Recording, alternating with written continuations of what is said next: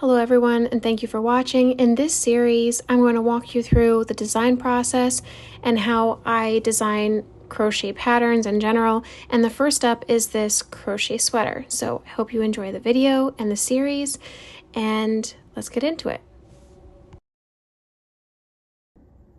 Hi everyone, welcome. I apologize for my voice.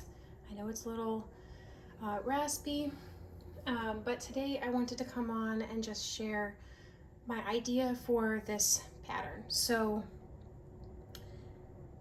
this is something that I've been trying to work out in my mind for quite some time. So I just kind of figured I would give it a shot and see how it works out, and just share, I guess, my idea or how I kind of thought through this, construction. So when you're knitting a top-down sweater, you're starting from like here and you're working your way down. And you can do that also with, crochet. But what I wanted to do is I didn't want like a high neck sweater. I wanted a V-neck. So I'm not really sure how to correctly go about this. I haven't seen too many videos of like a V-neck crochet top-down pattern. So I wanted to try it out the way that I thought might work. So this is a multiple. You need a multiple of 4. And then in addition to the multiple of 4, I did +4 for the corner. Let me move this up a little bit so you can see. +4 for the corner, stitch right here, and then +3 for each of these corners over here. Now, reason being is if we're gonna do 40 for each of the 4 sides to go down on the V-neck, because this is also a V-neck in the back, we also need to make sure that because we're doing it in the round that we have +3 for the corner so we can go from cluster to cluster. And for the V-neck, we have to make sure that we have one center for the point. So that's the +4. So the pattern is going to be a multiple of 4 +3 for each of the shoulders and +4 for the corner, for each of the corners. Now, in theory, that was my idea, to try to work it out.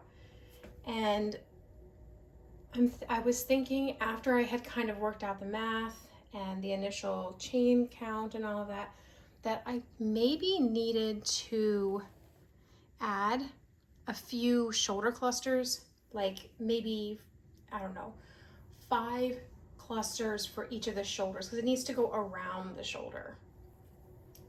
But because I had already kind of worked that out, I didn't pay too much attention to it. I didn't want to frog it again because I had a hard time trying to figure out my actual count, what it was going to look like. And this is the prototype. So if it doesn't turn out fitting very well, I'll just make a mental note that you need to, add for the shoulder clusters in order to give it a proper fit. But we will find that out when we move a little bit further into the pattern. So I am not an artist by any means, but this is kind of my sketch and my idea of how we're going to construct this.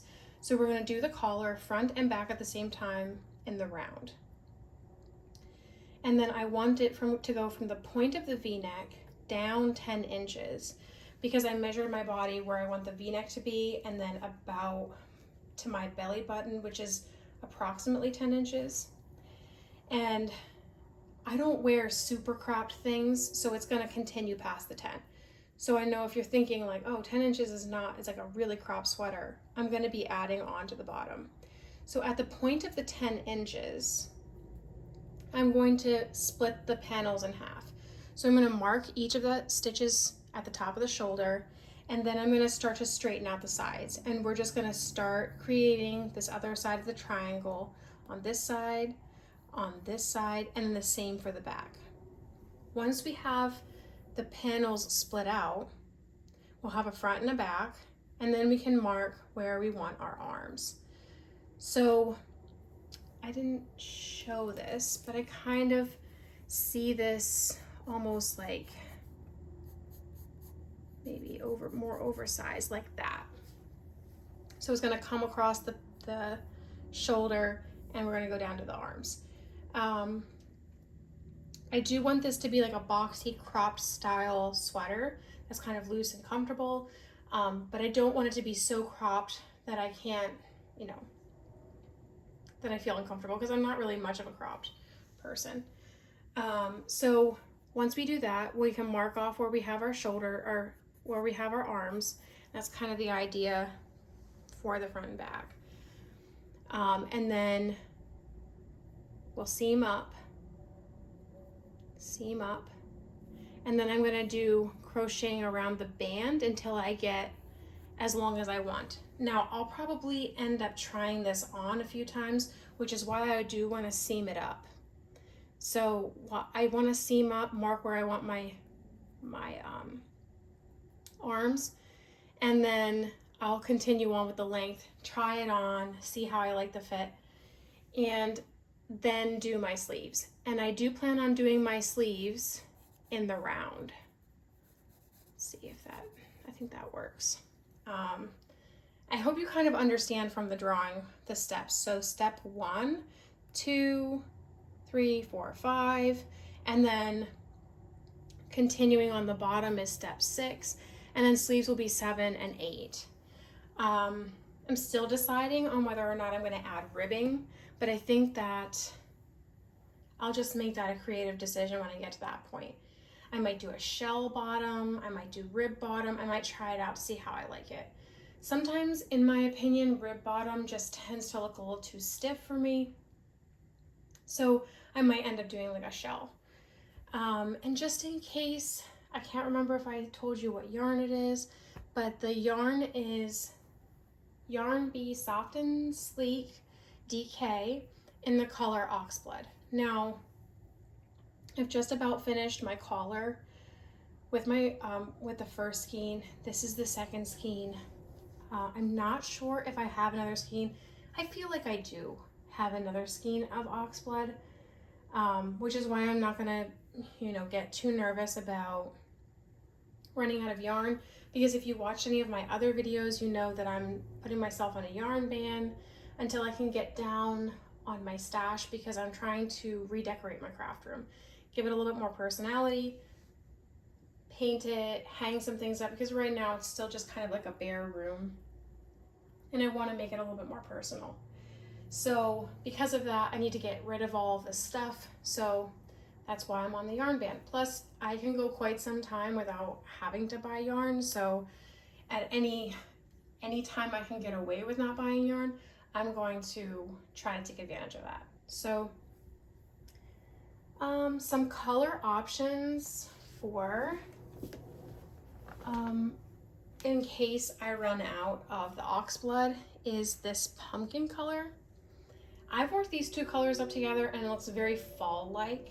I wouldn't be opposed to doing like the trim, like a shell trim or something in this, but I don't want to get too crazy with colors, because I don't know, I just like the solid colors. I have hand-dyed yarns and variegated yarns and stuff for those times where I want to get a little crazy with the colors. Or I have this green color, which I feel a little bit less crazy about, as a potential match for like a border. And then I have a lot less of the white. Now all of these are the same yarn, so there's no issue with, you know, gauge or thickness. And there's a few others I guess I could kind of try out. I don't think I like that. I know I have like a gray that's very like neutral. I have a white, I have a black, I have a green, but that thickness is a lot. You know what, I think this is too muted. This is like, yeah, that would look horrible together.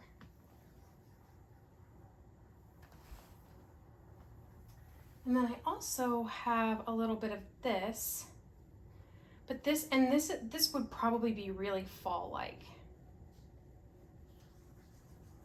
Let me just finish winding it before I show it. And this is a Hobby Lobby. I love this yarn. It is a thicker weight, but I think it would give this sweater a fall touch. So if you have an opinion about what color you think might look best with this oxblood color, just in case I run out of yarn, let me know in the comments. And I'll just kind of keep these going as I progress through the sweater. If it ends up, you know, not working and I have to frog it, I will share my fail. So I'm kind of hoping this works out. I feel confident about it at this point, but there's always that chance that maybe maybe I won't get the fit I want, but the idea of the sweater can be, you know, a good baseline for what you need to expect, I guess. So that's all for this. I just wanted to kind of come on, share my pattern idea, share with you how far I'm going, and then a few options that I might have to decide upon when I get down. I would really like to see how far I get with the oxblood, just because I think it'll change my color option depending on if I still need to do sleeves or anything like that. I don't know what the recommended hook size is for the Yarn Bee Soft and Sleek DK, but I'm using a 3.5 because when I was using the 4.25, I felt like the stitches were a little sloppy, especially when we were working on the first initial row. It just looked very sloppy. Now, theoretically, if I didn't want to work with this tiny needle or this tiny crochet hook, I probably could have switched my hook at the, you know, row 2, but I don't really like doing that all that much. And I mean, if it's an option, we'll find out on round 2 making the sweater. So if it doesn't turn out with a 3.5, we'll improve and figure out a different way to kind of get the desired look. But again, so these are the potential options for color changes. I'm not sure which one I like the best. I probably have other ones as well in my stash. I'm just not really finding them. So give me an opinion if you have an opinion about what color might look good with this if I would happen to run out. So this again is going to be a boxy semi-cropped style sweater for fall, and I will share the next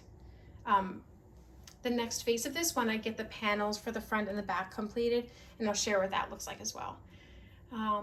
So if I'm thinking maybe a week, maybe 2 weeks. If I get the front done in a week, the front split panel, we can at least get the idea of how it looks. So anyway, I will see you in the next video, and have a great weekend.